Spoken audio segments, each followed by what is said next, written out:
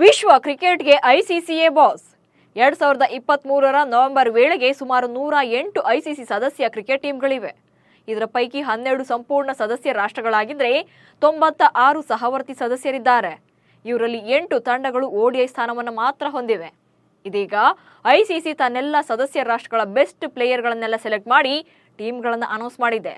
Test ಹಾಗೆ ಏಕದಿನ ಮಾದರಿಯ ತಂಡಗಳವು. ಅಚ್ಚರಿಯ ವಿಷಯ ಏನಪ್ಪಾ ಅಂದ್ರೆ ಈ ಓಡಿಐ ಫಾರ್ಮೆಟ್ನಲ್ಲಿ ಭಾರತದ ಯಾವೊಬ್ಬ ಆಟಗಾರ ಕೂಡ ಸ್ಥಾನವನ್ನು ಪಡ್ಕೊಂಡಿಲ್ಲ. ಹಾಗಾದ್ರೆ ಟೆಸ್ಟ್ ತಂಡಕ್ಕೆ ಯಾರೆಲ್ಲ ಆಯ್ಕೆಯಾಗಿದ್ದಾರೆ, ಏಕದಿನ ಮಾದರಿಯಲ್ಲಿ ಭಾರತಕ್ಕೆ ಇಂಥ ಸ್ಥಿತಿ ಬಂದಿದ್ದು ಹೇಗೆ, ಈ ಬಗ್ಗೆ ಕಂಪ್ಲೀಟ್ ಮಾಹಿತಿಯನ್ನು ಕೊಡ್ತೇನೆ. ನಾನು ಶಾಂತ. ನೀವು ಸುದ್ದಿಯಾನದ ಸಬ್ಸ್ಕ್ರೈಬರ್ ಆಗೋದಿಕ್ಕೆ ಮರಿಬೇಡಿ. ಪ್ರತಿ ವರ್ಷದಂತೆ ಈ ವರ್ಷ ಕೂಡ ICC men's test team of the year ಹಾಗೆ ODI team of the year ತಂಡವನ್ನು ಘೋಷಣೆ ಮಾಡಿದೆ. ಎಲ್ಲ ರಾಷ್ಟ್ರಗಳ ಆಟಗಾರರು ಆ ವರ್ಷ ನೀಡಿದಂಥ ಬೆಸ್ಟ್ ಪರ್ಫಾರ್ಮೆನ್ಸ್ ಅನ್ನು ಪರಿಗಣಿಸಿ ತಂಡವನ್ನು ಅನೌನ್ಸ್ ಮಾಡಿದೆ. ವಿಷಯ ಅಂದ್ರೆ ಟೆಸ್ಟ್ ಟೀಮ್ ಏನೋ ಓಕೆ, ಬಟ್ ಓಡಿಐ ತಂಡದಲ್ಲಿ ಭಾರತ ಪರ ಯಾರೊಬ್ರು ಕೂಡ ಸೆಲೆಕ್ಟ್ ಆಗೇ ಇಲ್ಲ. ಅಂದ್ರೆ ಅತ್ಯುತ್ತಮ ಪ್ರದರ್ಶನವನ್ನು 2024ರಲ್ಲಿ ನೀಡಿಯೇ ಇಲ್ಲ. ಟೆಸ್ಟ್ ತಂಡದಲ್ಲಿ ಭಾರತದ 3 ಆಟಗಾರರು ಸ್ಥಾನ ಪಡೆದಿದ್ದಾರೆ. ಟೀಮ್ ಇಂಡಿಯಾದ ಯುವ ಆರಂಭಿಕ ಆಟಗಾರ ಯಶಸ್ವಿ ಜೈಸ್ವಾಲ್ ಜೊತೆಗೆ ಆಲ್ರೌಂಡರ್ ರವೀಂದ್ರ ಜಡೇಜಾ ಹಾಗೆ ಸ್ಟಾರ್ ವೇಗಿ ಜಸ್ಪ್ರೀತ್ ಬುಮ್ರಾ ಅವರು 2024ರ ಐಸಿಸಿ ವರ್ಷದ ಟೆಸ್ಟ್ ತಂಡಕ್ಕೆ ಆಯ್ಕೆಯಾಗಿದ್ದಾರೆ. ರೋಹಿತ್ ಮತ್ತು ಕೊಹ್ಲಿಗಿಲ್ಲ ತಂಡದಲ್ಲಿ ಸ್ಥಾನ. 2023ರವರೆಗೆ ವಿರಾಟ್ ಕೊಹ್ಲಿ ಟೆಸ್ಟ್ ಕ್ರಿಕೆಟ್ನ ಸುಲ್ತಾನ ಆಗಿದ್ರು. ಬಟ್ 2024ರಲ್ಲಿ ಅವರ ಪ್ರದರ್ಶನ ತೀರಾ ಕಳಪೆಯಾಗಿತ್ತು. ಇದೇ ಕಾರಣಕ್ಕೆ ಟೀಮ್ ಇಂಡಿಯಾ ನಾಯಕ ರೋಹಿತ್ ಶರ್ಮಾ ಹಾಗೆ ಸ್ಟಾರ್ ಆಟಗಾರ ವಿರಾಟ್ ಕೊಹ್ಲಿಗೆ ಈ ತಂಡದಲ್ಲಿ ಅವಕಾಶ ಸಿಕ್ಕಿಲ್ಲ. ಕಳೆದ ವರ್ಷ ಈ ಇಬ್ಬರದು ಕೂಡ ಟೆಸ್ಟ್ ಕ್ರಿಕೆಟ್ನಲ್ಲಿ ಪೂರ್ ಪರ್ಫಾರ್ಮೆನ್ಸ್ ಇತ್ತು. 2024ರ ವರ್ಷ ಕೊಹ್ಲಿ 10 ಟೆಸ್ಟ್ ಪಂದ್ಯಗಳನ್ನಾಡಿದ್ದಾರೆ.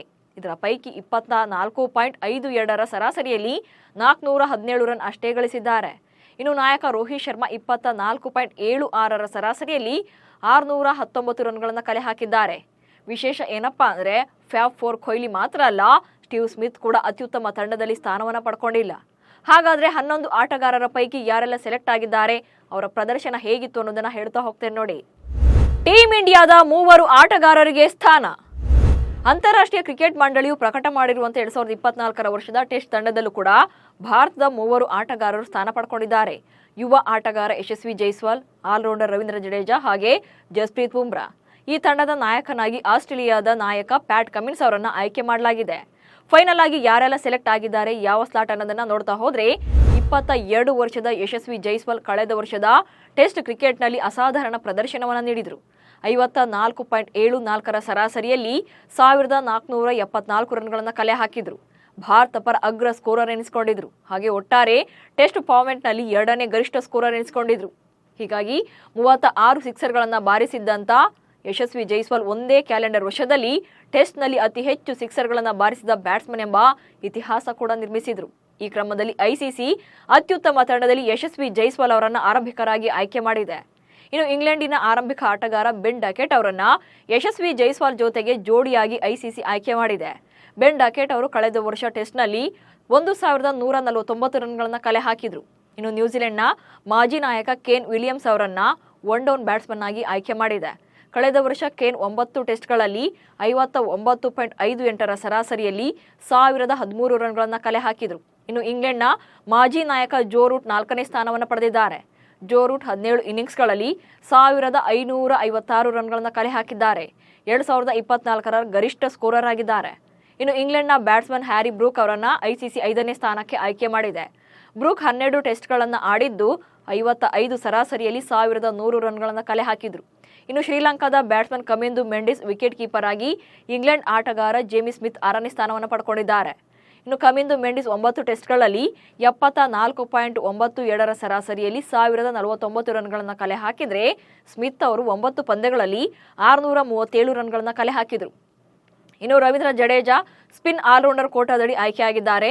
ರವೀಂದ್ರ ಜಡೇಜಾ ಬ್ಯಾಟಿಂಗ್ನಲ್ಲಿ 29.77ರ ಸರಾಸರಿಯಲ್ಲಿ 527 ರನ್ಗಳನ್ನು ಕಲೆ ಹಾಕಿದ್ರು. ಹಾಗೆ ಬೌಲಿಂಗ್ನಲ್ಲಿ 48 ವಿಕೆಟ್ಗಳನ್ನು ಭೇಟಿಯಾಡಿದ್ದಾರೆ. ಇನ್ನು ಆಸ್ಟ್ರೇಲಿಯಾದ ನಾಯಕ ಪ್ಯಾಟ್ ಕಮಿನ್ಸ್ ಅವರನ್ನ ಪೇಸ್ ಆಲ್ರೌಂಡರ್ ಆಗಿ ಸೆಲೆಕ್ಟ್ ಮಾಡಲಾಗಿದೆ. ಪ್ಯಾಟ್ ಕಮಿನ್ಸ್ 2024ರ ಐಸಿಸಿ ವರ್ಷದ ಟೆಸ್ಟ್ ತಂಡದ ನಾಯಕನಾಗಿ ಆಯ್ಕೆಯಾಗಿದ್ದಾರೆ. ಕಳೆದ ವರ್ಷ ಪ್ಯಾಟ್ ಕಮಿನ್ಸ್ 37 ವಿಕೆಟ್ಗಳನ್ನು ಪಡೆದಿದ್ದು ಅಲ್ಲದೆ 25.53ರ ಸರಾಸರಿಯಲ್ಲಿ 306 ರನ್ಗಳನ್ನು ಕೂಡ ಕಲೆ ಹಾಕಿದ್ರು. ಆಸ್ಟ್ರೇಲಿಯಾದ ಮ್ಯಾಟ್ ಹೆನ್ರಿ ಕೂಡ ಸ್ಥಾನ ಪಡ್ಕೊಂಡಿದ್ದಾರೆ. ಕಳೆದ ವರ್ಷ 48 ವಿಕೆಟ್ಗಳನ್ನು ಪಡ್ಕೊಂಡಿದ್ರು. ಇನ್ನು ಪ್ಲೇಯಿಂಗ್ 11ನಲ್ಲಿ ಭಾರತದ ಬ್ರಹ್ಮಾಸ್ತ್ರ ಜಸ್ಪ್ರೀತ್ ಬುಮ್ರಾ ಕೂಡ ಇದ್ದಾರೆ. 14.92ರ ಸರಾಸರಿಯಲ್ಲಿ 71 ವಿಕೆಟ್ಗಳನ್ನು ಪಡೆದು ವರ್ಷದ ಗರಿಷ್ಠ ವಿಕೆಟ್ ಪಡೆದ ಬೌಲರ್ ಆಗಿದ್ದಾರೆ. ಬುಮ್ರಾ ಬಾರ್ಡರ್ ಗವಾಸ್ಕರ್ ಟ್ರೋಫಿಯೊಂದರಲ್ಲಿ 32 ವಿಕೆಟ್ಗಳನ್ನು ಉರುಳಿಸಿ ಮಿಂಚಿದ್ರು. WRTC ಫೈನಲ್ ರೇಸ್ನಲ್ಲಿರೋ ತಂಡಗಳಿಂದ ಒಬ್ಬನೇ ಆಟಗಾರ. ಐಸಿಸಿ ಬಿಡುಗಡೆ ಮಾಡಿರುವಂತಹ ಈ ಟೆಸ್ಟ್ ತಂಡದಲ್ಲಿ ಅತ್ಯಂತ ಅಚ್ಚರಿಯ ವಿಷಯ ಏನಪ್ಪಾ ಅಂದ್ರೆ ವಿಶ್ವ ಟೆಸ್ಟ್ ಚಾಂಪಿಯನ್ಶಿಪ್ನ ಫೈನಲ್ ತಲುಪಿರುವಂತಹ ದಕ್ಷಿಣ ಆಫ್ರಿಕಾ ಮತ್ತು ಆಸ್ಟ್ರೇಲಿಯಾ ತಂಡಗಳ ಪೈಕಿ ಪ್ಯಾಟ್ ಕಮಿನ್ಸ್ ಒಬ್ಬರೇ ಸ್ಥಾನವನ್ನು ಪಡ್ಕೊಂಡಿರೋದು. ಅಂದ್ರೆ ಇಲ್ಲಿ ಸೌತ್ ಆಫ್ರಿಕಾ ಆಟಗಾರ ಯಾರೂ ಕೂಡ ಸ್ಥಾನವನ್ನು ಪಡ್ಕೊಂಡಿಲ್ಲ. ಈ ಆಡುವ 11ರ ಬಳಗದಲ್ಲಿ ಗರಿಷ್ಠ 4 ಆಟಗಾರರು ಇಂಗ್ಲೆಂಡಿನವರಾಗಿದ್ರೆ 3 ಆಟಗಾರರು ಭಾರತದಿಂದ ಸೆಲೆಕ್ಟ್ ಆಗಿದ್ದಾರೆ. 2 ಆಟಗಾರರು ನ್ಯೂಜಿಲೆಂಡ್ನಿಂದ ಆಯ್ಕೆಯಾಗಿದ್ರೆ ಆಸ್ಟ್ರೇಲಿಯಾ ಮತ್ತು ಶ್ರೀಲಂಕಾದಿಂದ ತಲಾ ಒಬ್ಬೊಬ್ಬರು ಆಟಗಾರರು ಸೇರಿದ್ದಾರೆ. ಐಸಿಸಿ ವಾರ್ಷಿಕ ಏಕದಿನ ತಂಡದಲ್ಲಿ ಭಾರತದವರೇ ಇಲ್ಲ. ಐಸಿಸಿಯ ವಾರ್ಷಿಕ ಟೆಸ್ಟ್ ಕ್ರಿಕೆಟ್ನಲ್ಲಿ ಭಾರತದ ಯಾವೊಬ್ಬ ಆಟಗಾರ ಕೂಡ ಸ್ಥಾನ ಪಡೆದಿಲ್ಲ. ಐಸಿಸಿ 2024ರ ಅತ್ಯುತ್ತಮ ಏಕದಿನ ತಂಡದಲ್ಲಿ ಶ್ರೀಲಂಕಾ, ಪಾಕಿಸ್ತಾನ ಮತ್ತು ಅಫ್ಘಾನಿಸ್ತಾನದ ಆಟಗಾರರು ಅದರಲ್ಲೂ ಕೂಡ ಹೆಚ್ಚಿನ ಸಂಖ್ಯೆಯಲ್ಲಿದ್ದಾರೆ. ಭಾರತ, ಆಸ್ಟ್ರೇಲಿಯಾ ಮತ್ತು ದಕ್ಷಿಣ ಆಫ್ರಿಕಾದ ಯಾವೊಬ್ಬ ಪ್ಲೇಯರ್ಗೂ ಕೂಡ ಚಾನ್ಸ್ ಸಿಕ್ಕಿಲ್ಲ. ಇದಕ್ಕೆ ಮೇನ್ ರೀಸನ್ ಅಂದ್ರೆ 2024ರಲ್ಲಿ ಈ ತಂಡಗಳು ಆಡಿದಂಥ ಕಡಿಮೆ ಏಕದಿನ ಪಂದ್ಯಗಳು.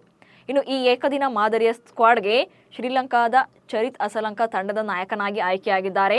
ಒಟ್ಟಾರೆ ಶ್ರೀಲಂಕಾದ ಗರಿಷ್ಠ 4 ಆಟಗಾರರು ಆಯ್ಕೆಯಾಗಿದ್ದು ಪಾಕಿಸ್ತಾನದ 3 ಆಟಗಾರರನ್ನ ಪ್ಲೇಯಿಂಗ್ 11ಗೆ ಸೇರಿಸಲಾಗಿದೆ.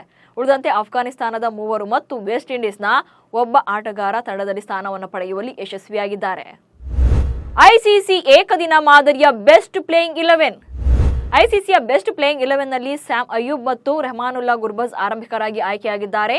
ಫಾತುಮ್ ನಿಸ್ಸಾಂಕ 3ನೇ ಸ್ಥಾನದಲ್ಲಿದ್ದರೆ ಕುಸಾಲ್ ಮೆಂಡಿಸ್ 4ನೇ ಸ್ಥಾನದಲ್ಲಿದ್ದಾರೆ. ಮೆಂಡಿಸ್ ವಿಕೆಟ್ ಕೀಪರ್ ಆಗಿ ಕೂಡ ಆಯ್ಕೆಯಾಗಿದ್ದಾರೆ. ಶ್ರೀಲಂಕಾದ ನಾಯಕ ಚರಿತ್ ಅಸಲಂಕ ಕೂಡ ತಂಡದಲ್ಲಿ ಸೇರ್ಪಡೆಗೊಂಡಿದ್ದು ಅವರನ್ನ ಐಸಿಸಿಯ ಅತ್ಯುತ್ತಮ ಏಕದಿನ ತಂಡದ ನಾಯಕನನ್ನಾಗಿ ಆಯ್ಕೆ ಮಾಡಲಾಗಿದೆ. ಇನ್ನು 2024ರಲ್ಲಿ 16 ಏಕದಿನ ಪಂದ್ಯಗಳಲ್ಲಿ ಕಾಣಿಸಿಕೊಂಡಿದ್ದಂಥ ಚರಿತ್ 50.7ರ ಸರಾಸರಿಯಲ್ಲಿ 1 ಶತಕ ಮತ್ತು 4 ಅರ್ಧ ಶತಕಗಳನ್ನು ಗಳಿಸಿದ್ರು. ಹಾಗೆ 605 ರನ್ಗಳನ್ನು ಕಲೆ ಹಾಕಿದ್ರು.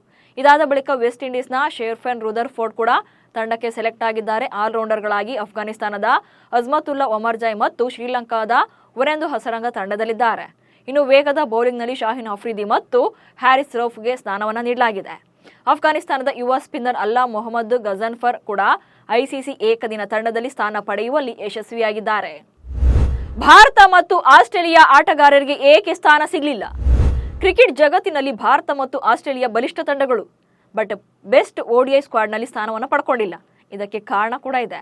ಆಕ್ಚುಲಿ ಭಾರತ 2024ರಲ್ಲಿ ಕೇವಲ 3 ಏಕದಿನ ಪಂದ್ಯಗಳನ್ನು ಮಾತ್ರ ಆಡಿದ್ದು. ಆ ಸರಣಿ ಶ್ರೀಲಂಕಾದ ವಿರುದ್ಧ ಆಗಿತ್ತು. 3 ಪಂದ್ಯಗಳ ಏಕದಿನ ಸರಣಿಯಲ್ಲಿ ಭಾರತ 2 ಪಂದ್ಯಗಳನ್ನು ಸೋತ್ರೆ 1 ಪಂದ್ಯ ಡ್ರಾನಲ್ಲಿ ಅಂತ್ಯ ಕಂಡಿತ್ತು. ಸೊ ಅಲ್ಲಿಗೆ ಭಾರತ 2024ರಲ್ಲಿ ಆಡಿದಂಥ 3 ಪಂದ್ಯಗಳಲ್ಲಿ ಒಂದೇ ಒಂದು ಏಕದಿನ ಪಂದ್ಯವನ್ನು ಕೂಡ ಗೆದ್ದಿರಲಿಲ್ಲ. ಇತ್ತ ಆಸ್ಟ್ರೇಲಿಯಾ ಆಡಿದ 12 ಏಕದಿನ ಪಂದ್ಯಗಳಲ್ಲಿ ಹೊಸ ಆಟಗಾರರಿಗೆ ತಂಡದಲ್ಲಿ ಅವಕಾಶವನ್ನು ನೀಡಿತ್ತು. 2024ರಲ್ಲಿ T20 ವಿಶ್ವಕಪ್ ನಡೆದ ಕಾರಣಕ್ಕೆ T20 ಮಾದರಿ ಕ್ರಿಕೆಟ್ ಮೇಲಷ್ಟೇ ಹೆಚ್ಚು ಕಾನ್ಸಂಟ್ರೇಟ್ ಮಾಡಿತ್ತು. ಹೀಗಾಗಿ ಸ್ಟಾರ್ ಆಟಗಾರರು ಹೆಚ್ಚು T20 ಪಂದ್ಯಗಳನ್ನು ಮಾತ್ರ ಆಡ್ತಾ ಇದ್ರು. ಇದಕ್ಕಾಗಿಯೇ ಶ್ರೀಲಂಕಾ, ಪಾಕಿಸ್ತಾನ ಮತ್ತು ಅಫ್ಘಾನಿಸ್ತಾನದ ಆಟಗಾರರು 2024ರಲ್ಲಿ ಏಕದಿನ ಸ್ವರೂಪದಲ್ಲಿ ಹೆಚ್ಚಿನ ಪಂದ್ಯಗಳನ್ನು ಆಡಿದ್ದು ಇದೀಗ ಐಸಿಸಿ ವಾರ್ಷಿಕ ಏಕದಿನ ತಂಡದಲ್ಲಿ ಸ್ಥಾನವನ್ನು ಪಡ್ಕೊಂಡಿದ್ದಾರೆ. 2024ರಲ್ಲಿ ಶ್ರೀಲಂಕಾ 18 ಪಂದ್ಯಗಳನ್ನು ಆಡಿದ್ದು 12 ಪಂದ್ಯಗಳಲ್ಲಿ ಗೆಲುವನ್ನು ಕಂಡಿದೆ. ಇನ್ನು ಪಾಕಿಸ್ತಾನ ಆಡಿದಂಥ 9 ಏಕದಿನ ಪಂದ್ಯಗಳಲ್ಲಿ 7ರಲ್ಲಿ ಗೆಲುವನ್ನು ಸಾಧಿಸಿದೆ. ಅಫ್ಘಾನಿಸ್ತಾನ 14 ಪಂದ್ಯಗಳಿಂದ 8 ಪಂದ್ಯಗಳಲ್ಲಿ ಗೆಲುವನ್ನು ಕಂಡಿದೆ. ಸೊ ಇನ್ನು ಇದೆಲ್ಲದರ ನಡುವೆ ಐಸಿಸಿ ಮಹಿಳಾ ಏಕದಿನ ತಂಡವನ್ನು ಕೂಡ ಪ್ರಕಟ ಮಾಡಲಾಗಿದೆ. ಭಾರತದಿಂದ ಸ್ಮೃತಿ ಮಂದಾನ ಹಾಗೆ ಆಲ್ರೌಂಡರ್ ದೀಪ್ತಿ ಶರ್ಮಾ ಮಾತ್ರ ಸ್ಥಾನವನ್ನು ಪಡ್ಕೊಂಡಿದ್ದಾರೆ. ಇವರಿಬ್ಬರು ಕೂಡ ಕಳೆದ ವರ್ಷ ಅಮೋಘ ಪ್ರದರ್ಶನವನ್ನು ನೀಡಿ ಗಮನ ಸೆಳೆದಿದ್ರು. ಒಟ್ಟಿನಲ್ಲಿ ಐಸಿಸಿಯ ಬೆಸ್ಟ್ ಟೆಸ್ಟ್ ಪಿಕ್ನಲ್ಲಿ ಟೀಮ್ ಇಂಡಿಯಾದ 3 ಸ್ಥಾನವನ್ನು ಪಡ್ಕೊಂಡ್ರೆ ಏಕದಿನ ಮಾದರಿಯಲ್ಲಿ ಹೆಚ್ಚೆಚ್ಚು ಸರಣಿಗಳನ್ನು ಆಡದ ಕಾರಣ ಯಾರಿಗೂ ಕೂಡ ಚಾನ್ಸ್ ಸಿಕ್ಕಿಲ್ಲ. ಹಾಗಂತ ಇಲ್ಲಿ ಸೆಲೆಕ್ಟ್ ಆಗಿರೋ ಆಟಗಾರರೆಲ್ಲ ಒಂದಾಗಿ ಮೈದಾನಕ್ಕಿಳಿದೇನು ಆಡೋದಿಲ್ಲ. ಬಟ್ ಬೆಸ್ಟ್ ಪರ್ಫಾರ್ಮೆನ್ಸ್ ಕೊಟ್ಟವರನ್ನೆಲ್ಲ ಒಟ್ಟುಗೂಡಿ ಐಸಿಸಿ ರಿಲೀಸ್ ಮಾಡೋ ಟೀಮ್ ಅಷ್ಟೇ ಆಗಿರುತ್ತಿದ್ದು.